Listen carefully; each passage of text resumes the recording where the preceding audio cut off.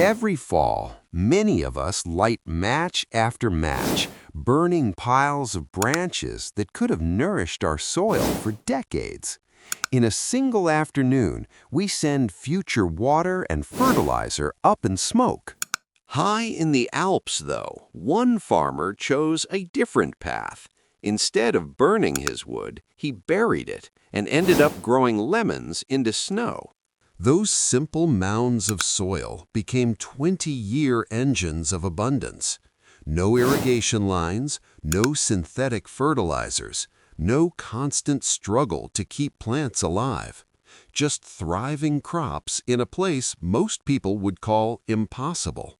So why did we walk away from a method that could drought-proof our own backyards? The answer challenges much of what modern agriculture takes for granted. Sepp Holzer never tried to be a rebel.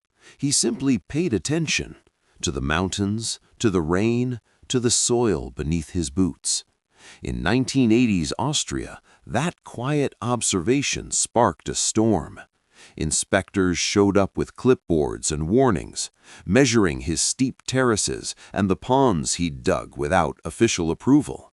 Every mound of buried wood earned him another fine.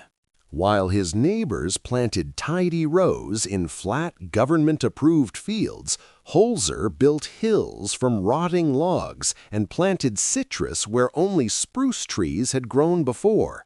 Authorities called it dangerous. They worried about erosion, flooding, and disorder. Some years, he received dozens of violation notices. Before long, he became known as Austria's most fined farmer. With a crooked smile, he would say, "I am the most fined farmer." The penalties stacked up, thousands in shillings, then euros, each one a warning to return to the proper way of farming. But Holzer didn't stop. When officials accused him of creating illegal water retention systems after heavy rains, he paid the fine and then appealed, arguing that his ponds actually prevented flooding. When the pressure mounted and the threat of losing his farm became real, he responded in the simplest way possible. He invited them to see the results. And the results were undeniable. On slopes where little more than grass had grown, lemons, kiwis, grapes, and root vegetables flourished. His farm was producing up to 10 times more food than neighboring properties. "My yields silence them," he later wrote, and they did. Inspectors who once carried citation books began carrying cameras instead. Citrus trees bowed under the weight of fruit. Vegetables thrived without irrigation or chemical fertilizer. Against every expectation, his soil grew richer each year. Holzer's story isn't just about defying bureaucracy. It's about trusting nature, trusting decay, patience, and the quiet intelligence of living systems. Walk through his terraces at Krameterhof, and you'll see lemons glowing against alpine snow. Kiwi vines wind through spruce trees. Grapes ripen where others struggle just to grow grass. There are no sprinklers ticking at night, no hoses snaking across the ground. The water comes from below. Deep under each mound lies a layer of buried wood, logs, branches, leaves, stacked like a forest floor and covered with soil. As the wood slowly breaks down, it acts like a sponge. Rain and snowmelt soak in and stay there. During dry months, plant roots tap into that hidden reservoir. Even when nearby fields crack in the heat, these beds remain moist. And there's more happening beneath the surface. As the logs decompose, they release a steady supply of nutrients, nitrogen, phosphorus, calcium, feeding crops year after year. Instead of short bursts of fertility followed by depletion, the soil receives a slow, dependable supply. The warmth from decomposition even creates a subtle microclimate. Frost comes early to the valley floor, but the ground in Holzer's mounds stays warmer. Seeds sprout sooner. Harvests stretch later into autumn. What looks like a simple hill of soil becomes its own ecosystem, resilient, self-sustaining, and alive. Neighbors come to stare. Visitors taste lemons grown without greenhouses. Skeptics search for hidden irrigation lines and find none. There is no trick here, no secret machinery, just wood, soil, water, and time. Where others saw barren slopes, Holzer saw potential. He stopped fighting nature and started partnering with it. By burying what others burned, he built soil that feeds itself, waters itself, and improves with age. It's a simple idea, almost too simple, yet powerful enough to transform a frozen hillside into a Mediterranean garden. Sometimes the revolution isn't loud. Sometimes it's just a pile of wood, quietly turning into life beneath your feet. Even in the coldest alpine nights, something remarkable is happening underground. As the buried wood slowly breaks down, it gives off a gentle warmth, just enough to stretch the growing season weeks beyond what the valley below can manage. Each mound creates its own tiny climate, like a pocket of the Mediterranean tucked into the heart of the Alps. Visitors walk the terraces in disbelief. They taste lemons that were never grown in a greenhouse. They scoop up soil that feels cool and moist even in the heat of July. For more than 20 years, these beds have delivered harvest after harvest. No irrigation systems, no synthetic fertilizers, no chemical shortcuts. The proof isn't found in a textbook. It's hanging from the trees, sweet, fragrant fruit that seems almost impossible at this altitude. At the center of it all is a simple, often overlooked truth. Rotting wood holds water. Not symbolically, but physically. Wood is built with tiny pores and channels formed by lignin-rich cell walls. As it decays, those channels widen, turning each buried log into a natural sponge. Rain and snowmelt soak in and stay there. Tests have shown that heavily decomposed pine can absorb up to 5 times its dry weight in water. Oak, which breaks down more slowly, can still double or triple its weight when saturated. That's not wishful thinking, it's basic physics. From the outside, a hugelkultur bed looks ordinary enough. A raised mound topped with soil, mulch, maybe a few wandering squash vines.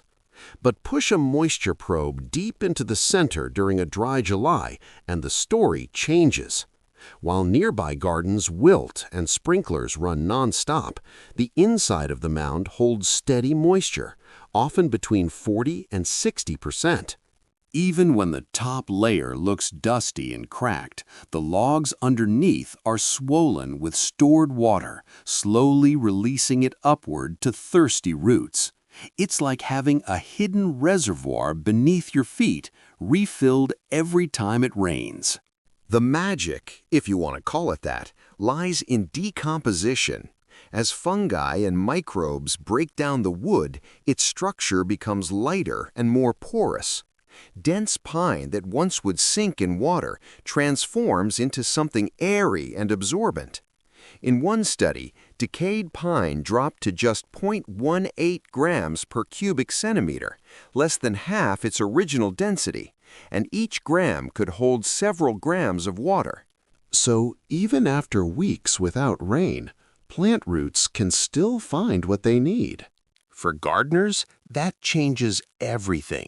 Fewer hours dragging hoses, fewer wilted plants in summer heat, less worry about losing crops to drought. The mound does the heavy lifting. Every log, branch, and layer of leaves adds to its storage capacity. Over time, the mound settles, but its core continues working quietly, year after year. Gardeners across climates are seeing the same results. In the Pacific Northwest, one woman put her hose away in the second year after building her bed and hasn't needed it since. In Austria, Holzer's terraces held moisture through droughts that dried up neighboring wells. In cities, people using little more than curbside brush and fallen branches are growing food through heat waves without a drop of extra irrigation. The appeal is simple. Build it once and let nature take it from there. The buried wood doesn't just feed the soil, it waters it from below. And the proof is tangible. Dig into a mound that hasn't seen rain in weeks and your hands come back damp. Check the moisture readings. Watch the plants thrive. This isn't magic. It's lignin, microbes, and time working together exactly as nature designed. But water is only part of the story. Beneath the surface, a quiet engine is always running. As soon as soil covers the wood, microbes and fungi move in, breaking down lignin and cellulose. Their work generates heat, a natural, steady warmth released as the wood decomposes. In the middle of an alpine winter, the soil above a buried log can measure several degrees warmer than the surrounding ground. That difference matters. Seeds sprout earlier in spring. Tender shoots survive light frosts that would damage plants in flat, exposed fields. Come autumn, tomatoes and squash keep ripening long after neighboring gardens have given up. And this is just the beginning. Over the years, the buried wood shifts from being a simple source of warmth and moisture to something even more valuable, a long-term investment in soil health. What starts as a pile of logs becomes a slow-release system, steadily enriching the earth season after season. Logs don't break down overnight. They take their time. Decomposition is a marathon, not a sprint.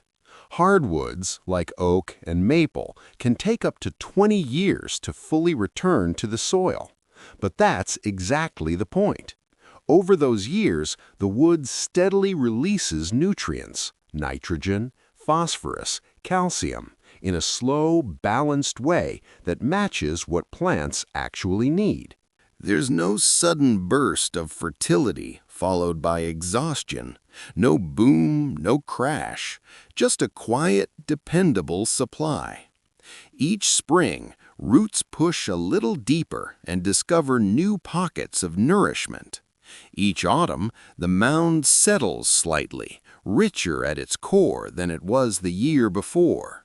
Long-term gardens and field trials back up what Holzer observed decades ago.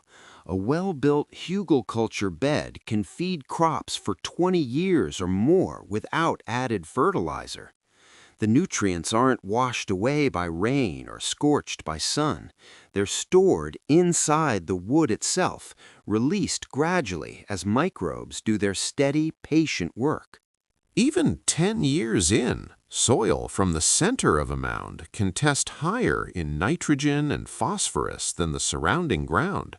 This isn't a quick fix. It's an investment, a living legacy in the soil.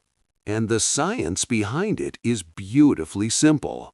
As the wood softens, it becomes a home for life. Fungi thread their way through the fibers, creating underground networks that move minerals toward plant roots. Bacteria break down tough compounds into forms plants can use. Earthworms tunnel through the decaying logs, blending wood and soil together and leaving behind nutrient-rich castings.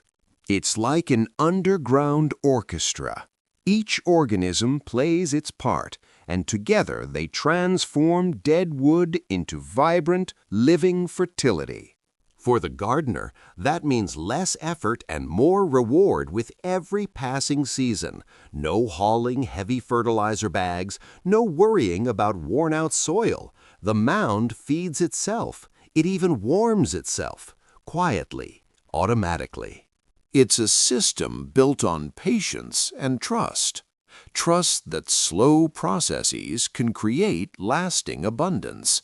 In a world obsessed with instant results, hugelkultur offers something refreshingly different. Build it right, and your soil will get better, not worse, with age. So why did we stop? As tractors and large machinery took over farming in the early 20th century, flat land became the standard. Machines demanded smooth, even fields, no bumps, no hills, nothing to slow a steel wheel or catch a plow. Efficiency became the goal, cover more acres in less time. Hills made of buried wood didn't fit that model, not because they failed, but because they couldn't be driven over. Fields were leveled, brush was burned, landscapes were reshaped for machines instead of for roots. Speed and scale replaced slow-building fertility, and as the mounds disappeared, so did their hidden stores of water and nutrients. What remained was land that worked beautifully for tractors and depended heavily on irrigation and fertilizer to keep producing. But building a mound is surprisingly simple. Start by digging a shallow trench right over the grass. Lay down the biggest, oldest, most decayed logs you can find. Hardwoods like oak and maple are ideal because they break down slowly and feed the soil for years. Avoid cedar, walnut, or treated wood. They can inhibit plant growth. Stack the logs tightly. Fill in gaps with smaller branches and twigs. You don't want large air pockets that could cause the mound to collapse later. Then comes the important part, nitrogen. Rotting wood needs it. Pack grass clippings, fresh manure, kitchen scraps, or other green material into every crevice. Skip this step, and microbes will pull nitrogen from your soil instead, leaving you with yellow leaves and stunted plants. That's the nitrogen trap, and it's easy to avoid. Once the green layer is thick, cover everything with about a foot of topsoil and a layer of mulch. Water it well during the first year to help the system get established. After that, nature takes over. One retired school teacher did exactly that. She built her mound using storm-felled maple logs, stuffing the gaps with grass clippings and manure. By the second spring, her hose was coiled up and forgotten. Even in August, her soil stays cool and damp. She laughs and says her tomatoes get more water from the ground than she does from the tap. Her water bill dropped so dramatically that the city actually sent her a notice asking if her meter was broken. Turns out nothing was broken at all. She had simply buried her future and let it grow.